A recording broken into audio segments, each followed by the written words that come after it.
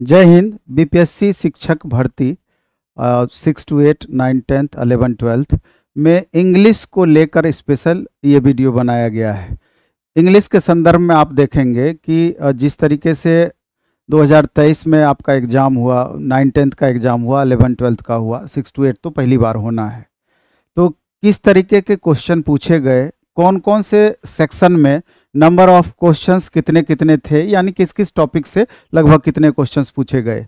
आप यहाँ पर देखेंगे कि पिछली बार जो एग्ज़ाम हुआ उसमें जो क्वेश्चन पूछा गया कंप्लीट ग्रामर सेक्शन से ही क्वेश्चन पूछा गया, जबकि निश्चित रूप से लिटरेचर से भी क्वेश्चन पूछा जाना चाहिए था। और अपने यहाँ जो भी बैचेज चलती है तो उसमें हम ग्रामर सेक्शन के अलावा लिटरेचर को भी लेकर के चलते हैं। कारण ये है कि सिर्फ ग्रामर सेक्शन को लेकर के चलना बहुत बड़ा हाईली रिस्क जोन में जाना है, क्योंकि आप देखेंगे कि बीपीएससी जिस तरीके से पैटर्न में लगातार बदलाव करती है। उदाहरण के तौर पर इस तरीके से आप समझिए कि 9, 10th में जो मैथ का क्वेश्चन पूछा गया वो कंप्लीट 9, 10th के मैथ सेक्शन से ही क्वेश्चन था, उसके ऊपर या नीचे लेवल को टच नहीं के बराबर किया गया। लेकिन वहीं पर 9, 10th में साइंस का जो क्वेश्चन पूछा गया वो 9, 10 से लगभग क्वेश्चन नहीं था, कंप्लीट 11, 12th एनसीईआरटी पैटर्न पर बेस्ड था। तो ये भारी उतार चढ़ाव जो देखते हैं कि एक ही क्लास में दो अलग अलग सब्जेक्ट में इतना ज़्यादा उतार चढ़ाव, तो मे भी कि इस बार लिटरेचर ना पूछा गया हो लेकिन इस बार लिटरेचर पूछ दे। लेकिन इसके बारे में हम चाहते हैं कि एसके यादव सर जो इंग्लिश के एक्सपर्ट टीचर प्लेटफॉर्म के हैं, जो कि अभी आपका 6 to 8, 9, 10th, 11, 12th तीनों सब्जेक्ट की पढ़ाई बड़े गहराई से करा रहे हैं, तो हम चाहते हैं कि सर पहले इस बारे में पूरा डिटेल आपको बताए कि 2023 में जो 9, 10th, 11, 12th का एग्ज़ाम हुआ उसमें किस तरीके का क्वेश्चन पूछा गया था और किस किस टॉपिक से नंबर ऑफ क्वेश्चंस कितने पूछे गए थे, और मे भी इस बार लिटरेचर की संभावनाएं कितनी रह सकती है, उसके बारे में भी डिटेल जानकारी सर आपको देंगे। तो सर यादव सर।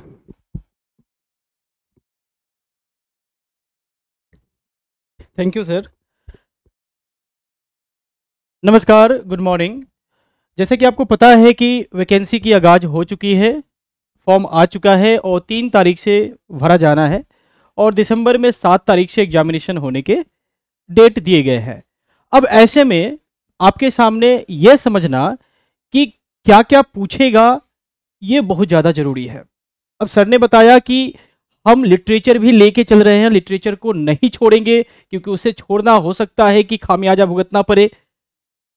वो तो बात सही है, उस पर भी हम आएंगे, परंतु मेन जो चीज़ हम डिस्कस करना चाहते हैं खासकर इस वीडियो में वो है कि हमारा सिलेबस क्या रहेगा, यानी 6 to 8, 9, 10th, 11, 12th का सिलेबस क्या रहेगा, उसका पैटर्न यानी क्वेश्चन का पैटर्न क्या रहेगा, और साथ में मार्क्स डिस्ट्रीब्यूशन क्या रहेगा, यानी किस चैप्टर से कितना क्वेश्चन, अगर पैसेज पूछा तो वहां से कितना क्वेश्चन उठाया।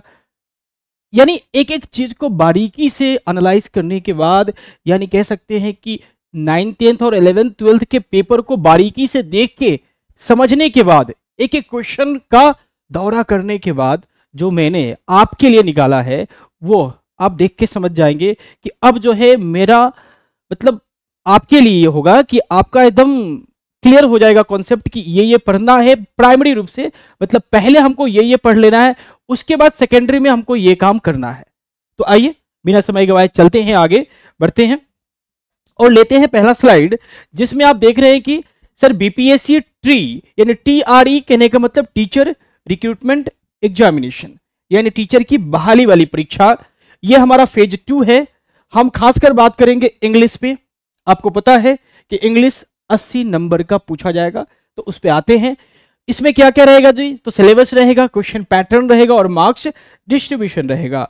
अब इंग्लिश कितने नंबर का जाएगा, तो इंग्लिश रहेगा हमारा 80 नंबर का, यानी 80 मार्क्स का हमें अंग्रेजी देखने को मिलेगा पेपर में। अब कहिएगा सर पूरा कितना मार्क्स का होना है, तो पूरा होना है 120 मार्क्स का, जिसमें 40 मार्क्स का जो है आपका जनरल स्टडीज कह लीजिए, जिसमें साइंस जीके के सवाल देखने को मिलेंगे, करंट अफेयर देखने को मिलेगा और मैथ और रीजनिंग के सवाल देखने को मिलेंगे 40 नंबर में, यानी 40 और 80 120 टोटल मार्क्स आपका रहने वाला है। ठीक है जी, चलिए अब यहां क्या आप समझेंगे थोड़ा सा चीजों को बारीकी से, अगर आप बारीकी से चीजों को समझते हैं तब जाके कहीं ना कहीं से सिलेबस समझ पाएंगे, क्योंकि सिलेबस में आपको बहुत सारी चीजें नए देखने को मिलेगी, बहुत सारे शब्द नए देखने को मिलेंगे, तो उन शब्दों को समझने के लिए बारी बारी से समझना जरूरी है। हमने इंग्लिश को दो भागों में डिवाइड किया है। पहला भाग है हमारा कॉम्पिटिटिव इंग्लिश, जो कि आमतौर पे एसएससी, बैंक, एनडीए, सीडीएस या एयरफोर्स नेवी के एग्जामिनेशन में पूछे जाते हैं। उसको हम कहेंगे कॉम्पिटिटिव एग्जामिनेशन यानी कॉम्पिटिटिव इंग्लिश। उससे कितने नंबर के क्वेश्चन रहेंगे, तो उससे 65 से 70 नंबर के क्वेश्चन देखने को मिल सकते हैं, यानी 65 to 70 नंबर के। उसके बाद हमने डिवाइड किया है एकेडमिक इंग्लिश। ये एकेडमिक इंग्लिश क्या होता है जी, जहां से 10 से 15 नंबर के क्वेश्चन देखने को मिलेंगे। जैसे यदि एक स्लाइड लेके मैं आपको थोड़ा सा समझा दूं यहां पे, कि यदि मैं लिखता हूं कि ही डैश देयर, एकदम सिंपल सा सेंटेंस है, एस्टरडे एस्टरडे।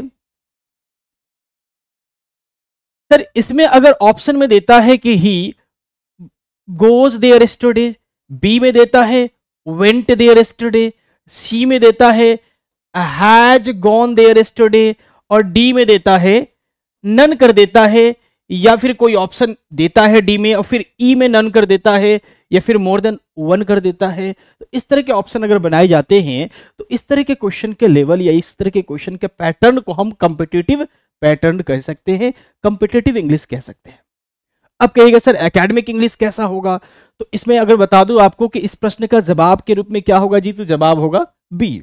अब यहां हम जवाब और सवाल के डिस्कशन में नहीं आए हैं, हम क्वेश्चन का पैटर्न समझ रहे हैं। अगर दूसरे नंबर पे मैं एकेडमिक की बात करूं तो एकेडमिक में कह सकते हैं सर कि he went there yesterday yesterday, और इसके लिए एक डायरेक्शन लिख देगा और कहेगा कि ये सेंटेंस का टेंस क्या है, या फिर इसे अंडरलाइन कर देगा और कहेगा कि इसका टेंस बताओ। लिख देगा कि प्रेजेंट इंडेफिनिट है, पास्ट इंडेफिनिट है, फ्यूचर इंडेफिनिट है, या फिर नन ऑफ द अबव है, या फिर ऑल ऑफ द अबव है, या फिर more than one of the above है। तो इस तरह के ऑप्शन बनेंगे। तो इस तरह के क्वेश्चन जो हैं कि इसका टेंस क्या है, सेंटेंस है तो वो सिंगल सेंटेंस है, कंपाउंड सेंटेंस है वो क्या है, इस तरह के क्वेश्चन कहलाते एकेडमिक। क्योंकि आमतौर पे कंपटीशन में नहीं पूछा जाता, किसी सेंटेंस का टेंस नहीं पूछा जाता, ये पूछा जाता है आपके टेक्स्ट बुक में आप पढ़े होंगे 12वीं से पहले, समझ गए ना, तो वो एकेडमिक इंग्लिश कहलाएगा। अब आते हैं अपने मुद्दे पे, तो समझ गए। एक छोटा सा यहां स्लाइड लगा के क्या लिखा गया है, तो टारगेट बैच ऑफलाइन और ऑनलाइन दोनों मोड में बीपीएससी ट्री फेज 2 के लिए चल रहा है। देखिए आपके पास, अगर मैं अभी वर्तमान से बात करूं तो कुल मिला के 1 महीना समय कह सकते हैं, 30 दिन समय कह सकते हैं कि आपके पास है। वैसे में 30 दिन कंटिन्यू अगर पढ़ाया जाए बिना गैप किए, एकदम 1 घंटा 2 घंटा 1.5 घंटा जितना भी शिक्षक पढ़ाना चाहे, तो मेरा मानना है कि सिलेबस समाप्त नहीं होगा। जी हाँ, सिलेबस में कुछ ना कुछ रह ही जाएगा, इतना विस्तृत सिलेबस है। इसलिए इन सभी चीजों को देखते हुए हमने क्या किया कि हम लोगों ने कोर्स अपना पहले से स्टार्ट कर रखा है, पहले से स्टार्ट कर रखा है। अगर आप आज ज्वाइन करते हैं तो आपको उन सारे क्लासेस के वीडियो एकदम परफेक्ट, उनके स्लाइड के पीडीएफ, जितने भी उसमें एमसीक्यू कराए गए उन सब के पीडीएफ, और साथ में मेरा हर कदम पे सपोर्ट। चाहे आप व्हाट्सएप करके हमसे पर्सनली जुड़ के पूछ ले कि सर इस क्वेश्चन का जवाब क्या होगा, या फिर फोन करके बात कर ले, एकदम 7/24 आपको सर्विस देने के लिए हम तैयार हैं, क्योंकि आपकी सफलता हमारी सफलता है। एस्टेट में जो मैंने मेहनत किया था उसका पूरा फायदा मुझे मिला है, और उस संख्या में बच्चे मिल गए हैं जिसे मैं पढ़ा रहा हूं।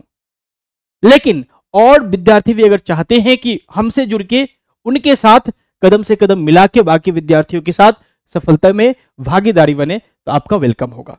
ठीक है जी, तो चलिए इसे हम, अगर ऑनलाइन आप जुड़ना चाहते हैं तो हमारे प्लेटफॉर्म, यानी हमारा ऐप है प्लेटफॉर्म बाय नवीन कुमार सिंह, डाउनलोड करके वहां से जुड़ सकते हैं। इसमें 6 to 8 के लिए अलग, 9th 10th के लिए अलग, और 11th 12th के लिए अलग अलग काम किया जा रहा है। थ्योरी होगा, एमसीक्यू होगा, मॉक टेस्ट होगा। जैसा कि सर ने कहा कि लिटरेचर भी पढ़ाया जाएगा, तो एकदम लिटरेचर पढ़ाया जाएगा। अभी हम 2-4 दिन इंतजार करेंगे सिलेबस का।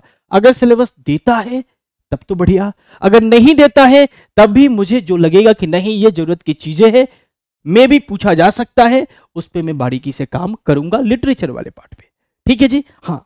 और हमारा टारगेट है कि इसी यानी आपके 30 नवंबर तक क्लास को एक कंप्लीट कर देना, सफलतापूर्वक पूरी कर देना। अगर हमारे बच्चे आपको मिल जाए कहीं तो उनसे अगर बात कीजिएगा कि इंग्लिश में क्या हो रहा है, कैसा हो रहा है, आप कितना % संतुष्ट हो, तो वो सब के सब कहेंगे 100%। चलिए, बाकी आगे आपके ऊपर निर्भर करता है कि आप क्या निर्णय लेते हैं। अब आते हैं, हमने जैसा कि कहा यहां पे सर कि हमने 2 भागों में इंग्लिश को बांटा है, कॉम्पिटिटिव इंग्लिश, एकेडमिक इंग्लिश। आप लोग कहेंगे कि इसमें बैच का प्रचार करना शुरू कर दिया आपने। चलिए, आप जो भी कहिए, लेकिन आगे वीडियो में बने रहिए, बहुत काम की चीज है। कॉम्पिटिटिव इंग्लिश को लेते हैं जिसमें हम 65 से 70 नंबर की बात कर रहे हैं कि यहां से रहेगा। इसमें हमने सेक्शन वाइज डिवाइड कर रखा है। जैसे कि सेक्शन आप देखेंगे पहले तो आपको मिलेगा सर कंप्रीहेंशन। जी हां, अगर आपने पेपर देखा होगा, क्वेश्चन पेपर देखा होगा, तो सबसे पहले पैसेज मिला होगा कंप्रीहेंशन के रूप में। कंप्रीहेंशन का मतलब होता है वैसे प्रश्न जो कि आपके अंडरस्टैंडिंग पे बेस्ड हुए निर्भर होते हैं, आपके अंडरस्टैंडिंग पे। किस पे जी? तो आपके अंडरस्टैंडिंग पे टिके होते हैं, आपके समझ पे टिके होते हैं, और वैसे में आपको मिलता है पैसेज देखने को, क्लोज टेक्स्ट देखने को। तो थोड़ा सा देखेंगे यहां पे कि पैसेज से कितने क्वेश्चन रहने वाले हैं। तो अगर आपका ध्यान यहां जाएगा तो आपको क्या नजर आएगा जी? तो पैसेज से, यानी अगर इस कंप्रीहेंशन पार्ट से कहें तो यहां पेपर 1 कहने का मतलब 9 से 10, और पेपर 2 कहने का मतलब 11 एंड 12 की बात कर रहे हैं। ठीक है जी, हाँ। क्लास 9, 10th और 11th एंड 12th की बात हो रही है, पेपर 1 और पेपर 2 के माध्यम से। कंप्रीहेंशन में टोटल आपको पेपर 1 में 30 से 35 क्वेश्चन के बीच में मिलेगा, वही पेपर 2 में 40 से 45 क्वेश्चन के बीच में मिलेगा।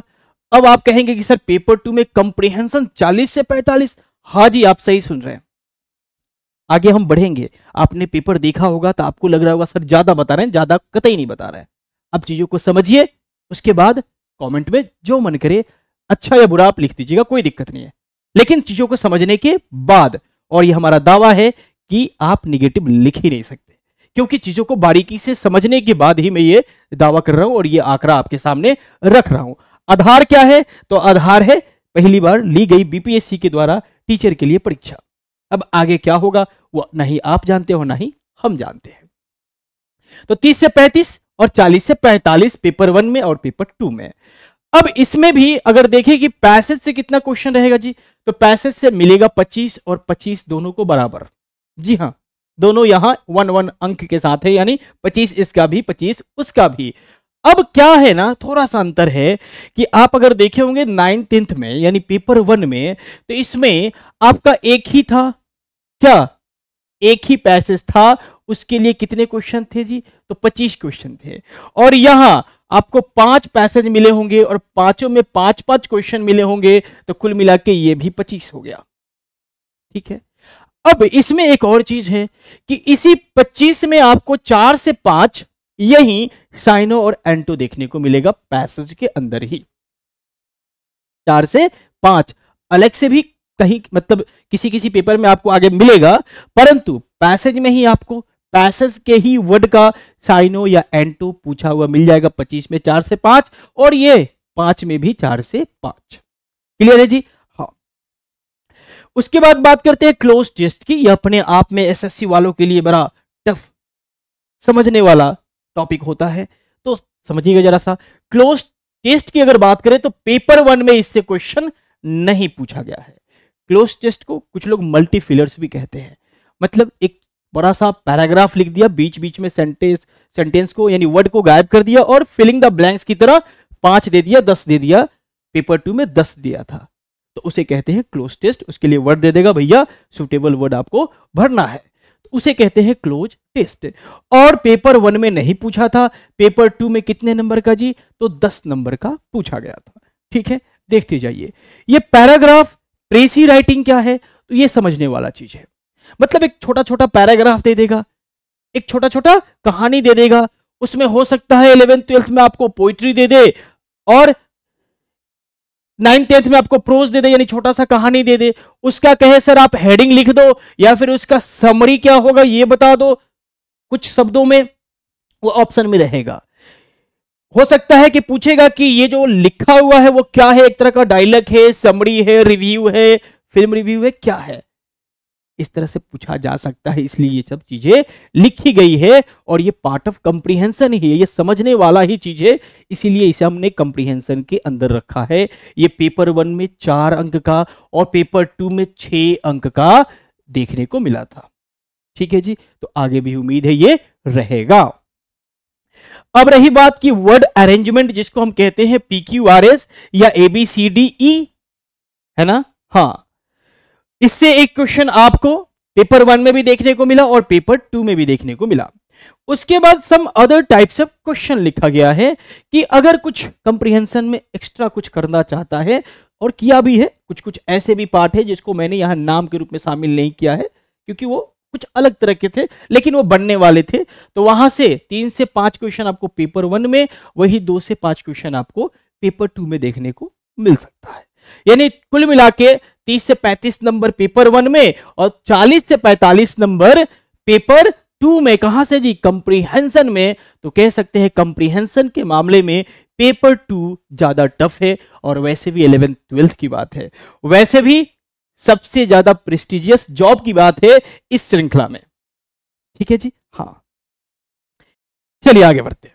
उसके बाद आते हैं आपके, यह फिर से 6 यानी कॉम्पिटिटिव इंग्लिश का ही पार्ट है। अभी तक हमने कंप्रीहेंशन देखा, अब देखते हैं ग्रामर। ग्रामर यानी व्याकरण की बात, जिसके लिए आप इंतजार कर रहे थे। तो यहां से क्वेश्चन रहेगा आपका 20 से 25 नंबर पेपर 1 में, वही 20 से 25 नंबर पेपर 2 में भी। ठीक है, अब कैसे कैसे पैटर्न रहेंगे, आप एसएससी से अगर वाकिफ होंगे तो आपको पता होगा कि ग्रामर में कॉमन एरर पूछा जाता है। क्या पूछा जाता है? कॉमन एरर पूछा जाता है। तो ये रहा हमारा कॉमन एरर। इससे 10 क्वेश्चन पेपर 1 में भी देखने को मिला और पेपर 2 में भी 10 क्वेश्चन मिला 10 नंबर का।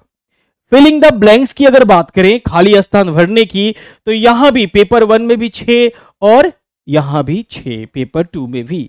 सेंटेंस करेक्शन की बात करें, सेंटेंस का अंडरलाइन करके या फिर दे दिया एक सेंटेंस, 4 विकल्प बना दिया, बोला कि इसमें से करेक्शन कर दो भैया कि सही सेंटेंस कौन है। 2 क्वेश्चन यहां भी और 2 क्वेश्चन यहां भी। उसके बाद आता है एक पार्ट नरेशन और वॉइस का, जिसका एक अलग सेंटेंस बनता है, एक अलग तरीके से पूछा ही जाता है कि बताओ भैया इसमें से एक्टिव चुन लो, इसमें से पैसिव चुन लो, इसमें से डायरेक्ट चुन लो, इनडायरेक्ट चुन लो। तो वहां से आपको 3-3 क्वेश्चन देखने को मिले हैं। अब किसी में 2 नरेशन 1 वॉइस, किसी में 2 वॉइस 1 नरेशन, ऐसे ही रहा है, यानी 3-3 क्वेश्चन देखने को मिले हैं। यहां भी मैंने some other types of question के कैटेगरी में 2-3 और 2-5 रखा है। मतलब ग्रामर को ही वो पूछने का तरीका अगर बदल दे थोड़ा सा, तो उस अदर टाइप्स ऑफ कैटेगरी में आ जाएगा। ठीक है जी, जैसे ग्रामर में उसने पूछा कि भैया इसका सिंगुलर फॉर्म क्या होगा, आप 11th 12th में देखे होंगे, ठीक है ना। हाँ, पंडित का सिंगुलर फॉर्म क्या होगा। अब आपसे पूछ दे कि हीरो का सिंगुलर फॉर्म क्या होगा, तो ये अदर टाइप्स ऑफ क्वेश्चन में हो जाएगा। ठीक है, चलिए आगे बढ़ जाइए। तो ये रहा आपका ग्रामर वाला सेक्शन, एकदम बारीकी से चीजों को ऑब्जर्व किया गया है। उसके बाद ये आंकड़ा आपके पास लाया गया है। आप अगर देखेंगे, पेपर आपके सामने होगा तो एकदम सटीक हर आंकड़ा आपको नजर आएगा। उसके बाद सेक्शन आता है आपका वर्ड पावर का। हमने कंप्रीहेंशन देखा, ग्रामर देखा, अब बारी है वर्ड पावर यानी शब्दकोश से क्या क्वेश्चन आएगा।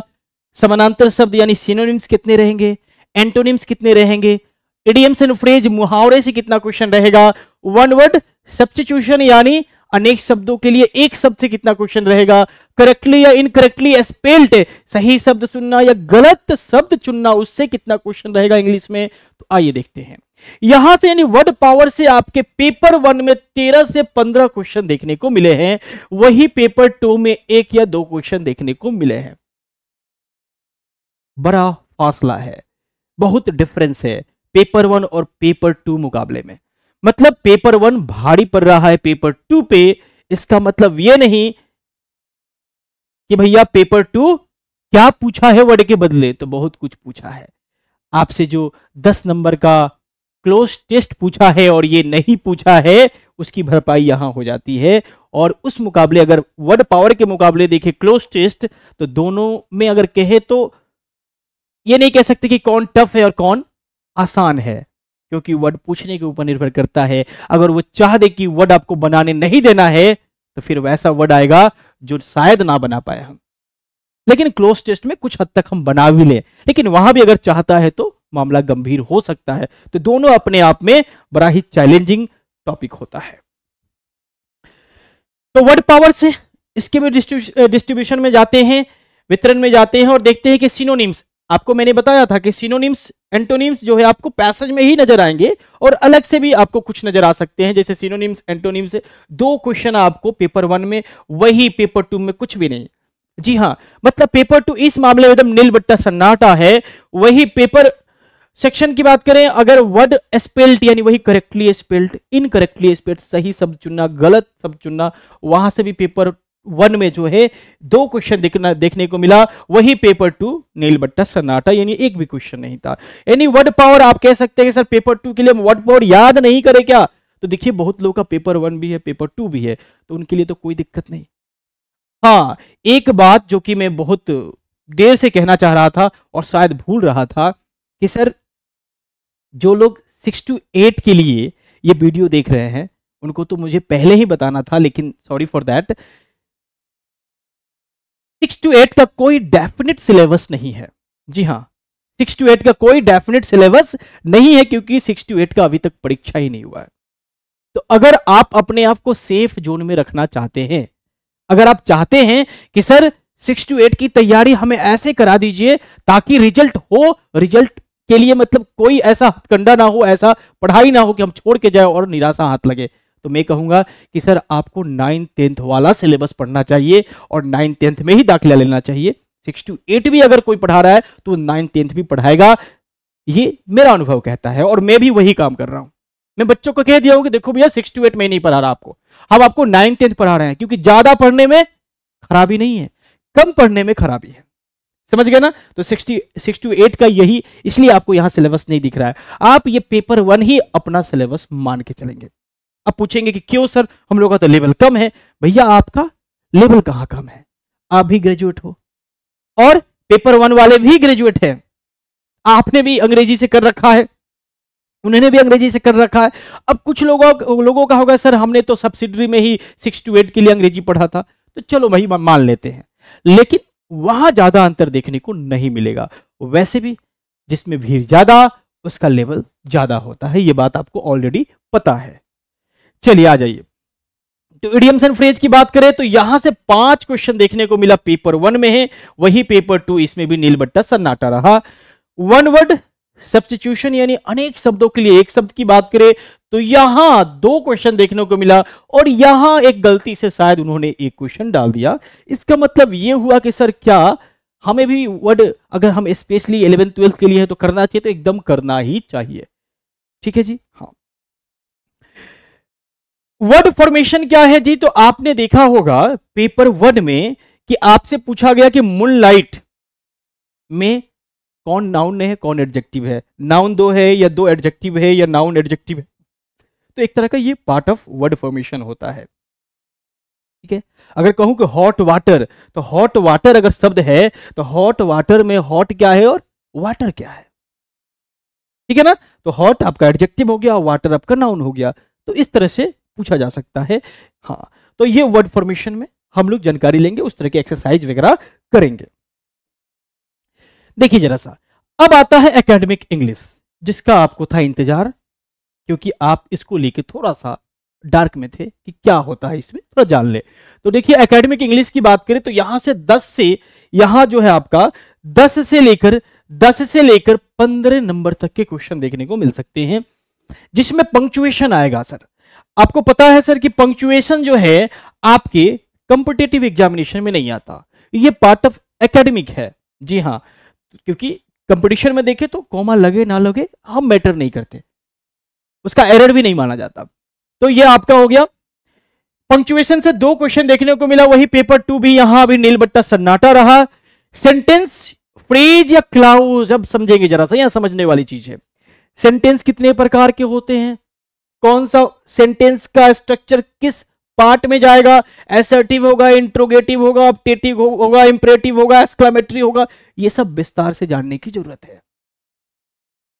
फ्रेज किसे कहते हैं, फ्रेज और सेंटेंस में क्या अंतर है, फ्रेज कितने प्रकार के होते हैं, क्लाउज किसे कहते हैं, तीनों में क्या अंतर है, क्लाउज कितने प्रकार के होते हैं, ये सब क्वेश्चन आपको एकेडमिक इंग्लिश में देखने को मिलेगा। और ये एकेडमिक इंग्लिश है, इससे 5 से 6 क्वेश्चन पेपर 1 में, वही पेपर 2 यहां भी नील बट्टा सन्नाटा है। कुछ लोग कहेंगे नहीं सर यहां से तो क्वेश्चन था, आप जाके देखना क्वेश्चन नहीं था। क्वेश्चन कहां से था, आगे बढ़ेंगे तो आपको मिलेगा। Parts of speech, grammatical classes, concept उसके एक्सप्लेनेशन। ये पार्ट्स ऑफ स्पीच तो आपको समझ में आता होगा, noun, pronoun, adjective, verb, adverb, preposition, conjunction, interjection आपको समझ में आता होगा। परंतु ये ग्रामेटिकल क्लासेस क्या है जी, तो ग्रामेटिकल क्लासेस भी वही है जो पार्ट्स ऑफ स्पीच है, वही नाउन, प्रोनाउन, ग्रामेटिकल क्लासेस भी कहलाता है। तो इससे क्वेश्चन था, उसके कॉन्सेप्ट पे क्वेश्चन था कि सर सेंटेंस दे दिया, उसमें तो पहले भैया आइडेंटिफाई करने को कहा कि आप ये सेंटेंस ले लो, इसमें एक डिलीशियस वर्ड है, उसको कहा कि ये डिलीशियस वर्ड क्या है, नाउन है, एडजेक्टिव है, एडवर्ब है, क्या है। इस तरह के क्वेश्चन देखने को मिले।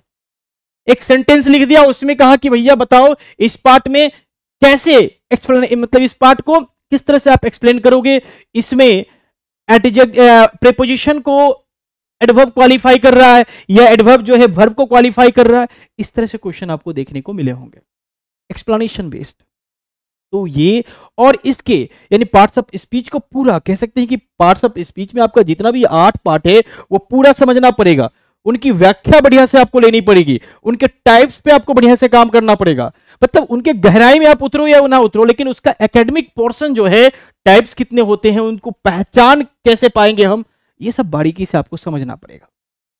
समझ रहे ना, कौन सा सेंटेंस किस टाइप के अंतर्गत आएगा, अगर ये सेंटेंस है तो इसको किस टाइप के अंतर्गत रखेंगे, इससे क्वेश्चन तो आएगा ही आएगा। ठीक है जी।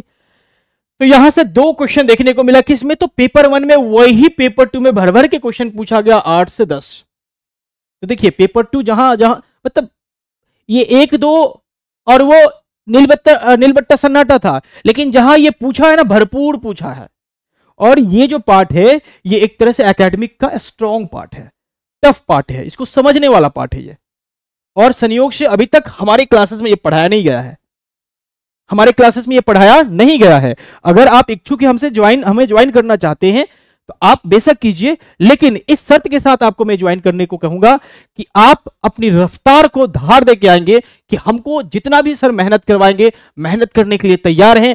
आप सादा पेपर लाइए, बॉन्ड पेपर लाइए, मैं लिख दूंगा कि आपकी नौकरी पक्की है अगर मैं कहता हूं उसके हिसाब से आप चलते हैं तो। इतना पकड़ है मुझे सिलेबस पे, यह हमारा घमंड नहीं है, हमारा विश्वास है, हमारा कॉन्फिडेंस बोल रहा है। और ये कॉन्फिडेंस हमने अपने अनुभव से प्राप्त किया है, अपने शिक्षकों से प्राप्त किया है। ठीक है जी। तो चलिए, तो आपको इस मतलब अपनी रफ्तार को धार लगा के कहने का मतलब जितना भी मैंने पढ़ा दिया है वो वीडियो एकदम बढ़िया से अपलोड है, उसका स्लाइड अपलोड है, उसका पीडीएफ अपलोड है, स्लाइड का पीडीएफ अपलोड है, सारे एमसीक्यू के पीडीएफ अपलोड है, सबका एक्सप्लेनेशन अपलोड है। आपको केवल बैठ के देख लेना है, उसके बाद जहां अभी करंट में मैं चल रहा हूं वहां आ जाना है। तो लगभग समझ लीजिए कि 20 से 30% जो है क्लासेस निकले हैं, उसके बाद अभी बाकी हैं, जिसमें मैं अब कल से जो है बिना आराम किए पूरा 30 दिन पढ़ाने वाला हूं और 30 दिन में लगभग सारा चीज पढ़ा दूंगा। जी हां, सारा चीज लगभग पढ़ा दूंगा, क्योंकि मैं 2 से 3 घंटा प्रतिदिन क्लास लेता हूं। जी हां, कंटिन्यू 2 से 3 घंटा, शाम को 6 से लेकर 9 बजे तक ऐप पर पेड कोर्स के माध्यम से। ठीक है जी। हाँ, आज ये जरा सा अब बात करते हैं जरा सिंगल कंपाउंड कॉम्प्लेक्स सेंटेंस की। ये क्या है जी? तो यहां से आपको पेपर 1 में देखने को मिलेगा 3 से 5 क्वेश्चन, वही पेपर 2 नीलबट्टा सन्नाटा है। इसको हम कहते हैं सिंथेसिस एनालिसिस। 11th 12th वाले सोच रहे होंगे सर यहां से क्वेश्चन नहीं था क्या? तो नहीं था, इसका मतलब ये नहीं कि इस बार नहीं होगा, हो सकता है, लेकिन नहीं था पेपर 2 में, पहले वाले में। Single compound sentence, complex sentence समझते हैं ना, इसमें क्लाउज समझना होता है। उसके बाद हम आते हैं इस पे कि सिंगल सेंटेंस कौन है, कॉम्प्लेक्स सेंटेंस कौन है, कंपाउंड सेंटेंस कौन है। आपके आपके एस्टेट में भी इससे क्वेश्चन था, तो यहां से आपको पेपर 1 में इतना और पेपर 2 में तो नहीं पूछा, तो मैं क्या करूं। अब टाइप्स ऑफ एसे, ये जो पार्ट है ये आपका रहा पेपर 2 में, लेकिन पेपर 1 में नहीं रहा कि ऐसे कितने प्रकार के होते हैं, ऑफ फ्रेंडशिप, सिनेमा, इसको किस पार्ट में रखेंगे ऐसे के, मतलब वैराइटीज ऑफ एसे होता है, टाइप्स ऑफ एसे होता है, उसको किस पार्ट में रखेंगे। लेटर से क्वेश्चन पूछा जा सकता है कि लेटर कितने पार्ट के होते हैं, अगर अपने दोस्त को आप लेटर लिखना है तो वो किस पार्ट में आएगा, एप्लीकेशन कहलाएगा, ऑफिशियल लेटर कहलाएगा, या क्या कहलाएगा, समझ रहे ना। हाँ, तो यहां से 2 या 3, 2 से 5 क्वेश्चन 2 से 5 नंबर तक के देखने को मिल सकते हैं। इस तरह से मैंने आपको एकेडमिक प्लस कॉम्पिटिटिव का पूरा मार्क्स डिस्ट्रीब्यूशन समझाया, एक एक चीज को बारीकी से समझने के बाद मैंने आपको समझाया। उम्मीद है कि आप अब आपका क्लियर हो गया होगा। इसका पीडीएफ भी मैं लिंक में पोस्ट कर दूंगा, नीचे डलवा दूंगा। आप हमारे चैनल, हमारा जो टेलीग्राम चैनल है वहां से ज्वाइन करके इसका पीडीएफ ले सकते हैं, डाउनलोड कर सकते हैं, अपने पास रख सकते हैं। अब आगे जो मैं इस पे बात करने वाला हूं वो है कि ग्रामर। ग्रामर कहने का मतलब आपने देखा कि कॉमन एरर के फॉर्म में मैंने बताया, फिलिंग द ब्लैंक्स के फॉर्म में बताया, सेंटेंस करेक्शन के फॉर्म में बताया, परंतु ग्रामर का कौन कौन सा पार्ट सर, ये तो अभी समझना बाकी है। तो आइए देखते हैं।